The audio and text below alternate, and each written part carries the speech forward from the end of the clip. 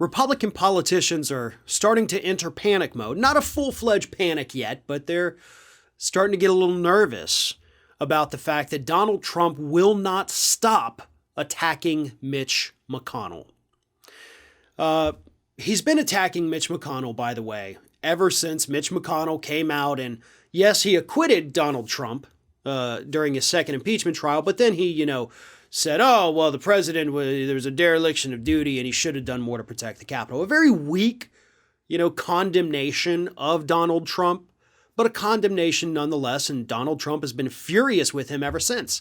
And of course, even before that, he was furious with Mitch McConnell for not helping to overturn the results of the 2020 election.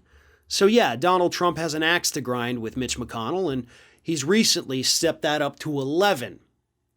This past weekend, as I'm sure everybody's seen, Donald Trump did his little speech down there at Mar-a-Lago as part of the Republican donor retreat, and he called McConnell, one, a dumb SOB. He said that he didn't fight to overturn the election, called him stone cold loser, and basically just every other name in the book. And then again on Monday, Donald comes out again and he attacks Mitch again. And he says, with leaders like Mitch McConnell, they are helpless to fight. He didn't fight for the presidency and he won't fight for the court. Won't fight for the court. What is it? What does that even mean? Won't fight for the court. Mitch McConnell's the dude that was feeding you the names of the people to pack the courts with. The court packing in this country actually took place because of Mitch McConnell. He fought for the court in a horrible way, by the way, but he was truly effective.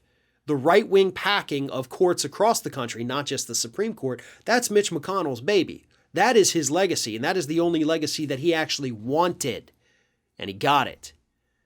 So I don't know what Trump is talking about here. Not to mention, he's a stone-cold loser. Dude's won every election he's run in since the 1980s. You've literally only won half of the elections you've been in, and that's only because the Electoral College helped to give you that victory in 2016. So yeah, I wouldn't call him a loser either. He is an SOB, I'll give you that. But he knows what he's doing and he knows how to win. But anyway, Republicans. We've got Republican lawmakers like Joni Ernst. Who else was in the fray here? John Thune. They're all coming out and they're talking about the fact that this is going to hurt Republicans in the 2022 midterms. If Donald Trump continues these attacks on Mitch McConnell, it is going to cost them dearly. And here's why. As Donald Trump is saying right now, he is telling his followers that the leadership in the Republican Party, the incumbents, are ineffective. And they're not fighting for you. And they're not going to fight for you. By doing that, he is incentivizing these people to vote against these Republicans just because Donald Trump is mad at them. It's not actually based on their records, which their records are horrible anyway. So here is what Republicans fear could happen with this, and they're every right to be afraid of this because this is, kind of what happens. You either split the vote in a primary and allow a radical primary challenger to emerge the victor, and that radical primary challenger then loses to a Democrat because, believe it or not, most of the country is not that radical. So that's possibility number one. Possibility number two is that the incumbent does survive the primary fight, but spends so much money and gets so tarnished by their Republican opponent that by the time the general rolls around, the Republican base of that particular area, whether it's House or Senate race, they get turned off to the fact and they just don't go and vote. Democrats then have the upper hand. That is what Republicans are fearing right now. So that's where we're at. And again, these are legitimate fears that the Republican Party has.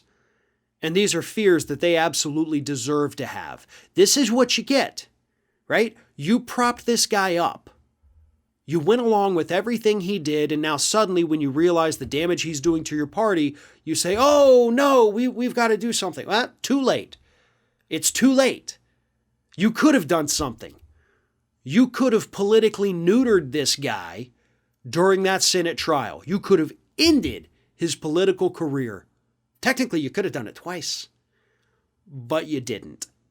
So now, all of the fallout from this, all of the attacks that he's levying against your own members, just remember, you could have stopped it, and you deserve every minute of this.